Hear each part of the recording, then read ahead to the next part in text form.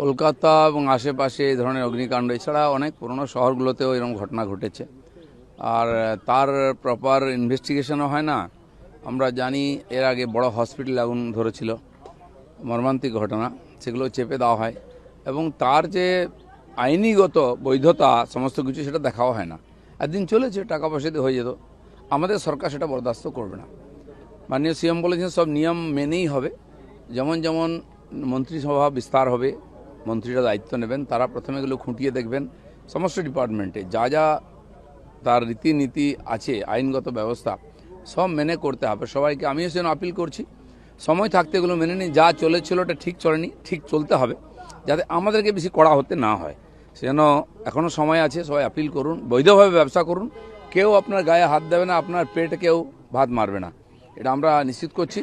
সেই জন্য বৈধভাবে ব্যবসা করুন এবং ভালো করে ব্যবসা করে লাভ করুন। আমরাও চাই আমাদের ইকোনমি স্ট্রং হোক, কিন্তু অবৈধভাবে কোনো কিছু করা যাবে না। দেখুন, কারখানা থেকে আরম্ভ করে ব্যবসায় সব জায়গায় বেআইনি চলে, এবং কি এই যে বিদ্যুতের সংযোগ সেটাও অবৈধ।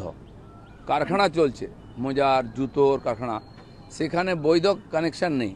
আপনারা জানেন মগরাহাটেতে ইলেকট্রিসিটি বোর্ডের তরফ থেকে গেছিল সেই কাটতে কানেকশন, তাদের উপর অ্যাটাক করা হয়েছিল, পালিয়ে এসেছিল পুলিশ। এটা আজ নয়, বহু বছর চলছে। সেই জন্য ব্যবসা করবেন, পয়সা কামাবেন, সরকারকে দেবেন, এটা নয়। সরকারের রেভিনিউ কম আসে, আর সরকারের সঙ্গে যুক্ত লোকেরাই অবৈধ কাজ করে, এগুলো চলবে না। আর সেই জন্য সরকারের রেভিনিউ দরকার। যত রিসোর্স আছে আমাদের সেগুলোও অবৈধভাবে ব্যবহার হয়। অলরেডি বহু জায়গায় অবৈধ গুন্ডা ট্যাক্স বন্ধ হয়ে গেছে, বালি পাথর ইত্যাদি কয়লার অবৈধ বন্ধ হয়ে গেছে কারবার।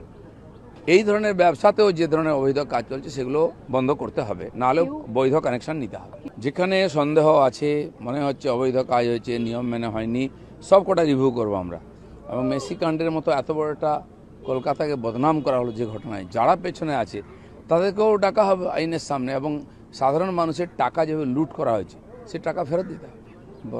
বদলি সে তো আমরা 15 বছর দেখেছি কি করেছেন, মানুষকে অত্যাচার করেছেন।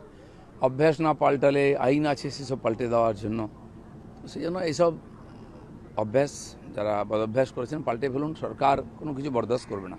মানুষের যে যে দাবি আছে, মানুষকে যেভাবে প্রতারিত করা হয়েছে, প্রতারণা করা হয়েছে, তার হিসাব তো চাওয়া হবেই। আর সব আইনগতভাবে যা যা রাস্তা আছে সেভাবে এগোবে। অনেক বাঘসিংহকে আবার খাঁচায় ঢুকতে হবে, সেটাই যোগ্য জায়গা।